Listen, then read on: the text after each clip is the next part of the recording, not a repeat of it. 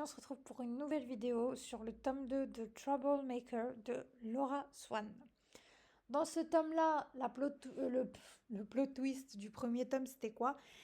C'était que notre cher Shane s'est fait arrêter par la police britannique pour ses nombreux cambriolages. Et ouais. Et du coup, là, lui, il est en prison et il a rompu avec June juste avant, lui prétextant des excuses totalement bidons. Et elle aussi, à la fin, elle lui a dit: Je veux plus jamais te revoir, tire-toi. Et du coup, elle sait même pas qu'il était en tôle, hein. Pour elle, il a juste rompu et il a disparu dans la nature. Ok, pas grave. Du coup, elle reprend sa vie, mais elle a jamais vraiment pu oublier Shane, hein. C'est une ombre dans le passé qui est toujours présente avec elle. Et elle fait de la sculpture. Et elle se défoule en gros sur ses œuvres d'art. Et maintenant que Shane est sorti de prison, la première chose qu'il va faire, c'est aller voir sa famille. Et il sait que June est à New York, donc il va remuer ciel et terre pour la retrouver. Il veut reprendre là où ils se sont arrêtés parce qu'il est clairement fou amoureux d'elle. Elle aussi, elle l'aime, hein. On le sait depuis le tome 1. Et on va voir comment est-ce qu'ils vont réussir à recoller les morceaux, comment est-ce que certains trucs non dits qui ont énormément impacté dans le premier tome et surtout dans la fin du premier tome vont être mis à plat dans ce tome-là. Et ils vont reprendre, pas là où ça s'est arrêté, mais reprendre un tout nouveau départ.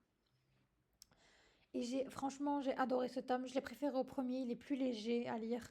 Sa garce de belle-mère est enfin privée de ses deux gosses parce que je suis désolée, une femme comme ça ne devrait pas être mère et ne devrait, enfin, si, être mère, ça dépend pas de nous, hein, mais elle ne devrait pas avoir la charge d'enfants. Jamais de la vie, parce qu'elle a frappé June sans raison. Et quand June est partie, elle a frappé son propre fils. Je dis pas que c'est justifié de frapper sa belle-fille, au contraire, vous connaissez mon opinion sur cette femme. Mais à partir du moment où tu as besoin de te défouler sur quelqu'un, tu as besoin d'avoir un psy. Tu peux pas être laissée toute seule avec deux enfants en bas âge sont en train de se construire. Non, je suis désolée. Et franchement, personnellement, j'étais super contente qu'elle n'ait pas le droit de garde sur sa fille et sur son fils, donc Gabriel, qu'on a vu dans le tome 1. Oh punaise, il m'a fait tellement de peine au cœur, ce petit gars.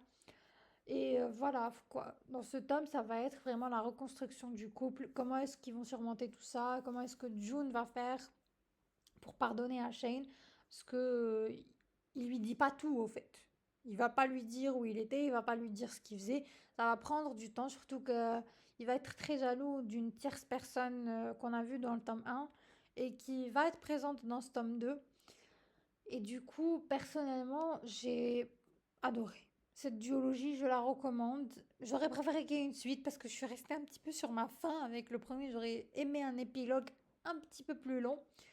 Et j'aurais aimé savoir ce qui se passe avec son frère Gabriel, là, parce que lui, il est à Londres et il est sans ses parents. Et elle voulait le récupérer, mais on n'a pas de détails sur ça.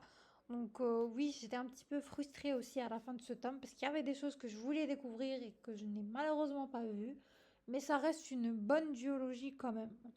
Et le passage que j'ai préféré dans ce tome 2, c'est: en fait, tu m'as appris la différence entre vouloir une personne juste pour le défi et vouloir une personne parce qu'on est incapable de faire sans.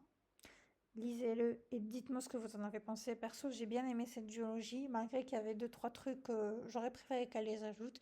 Mais très sincèrement, j'ai bien aimé, j'ai kiffé.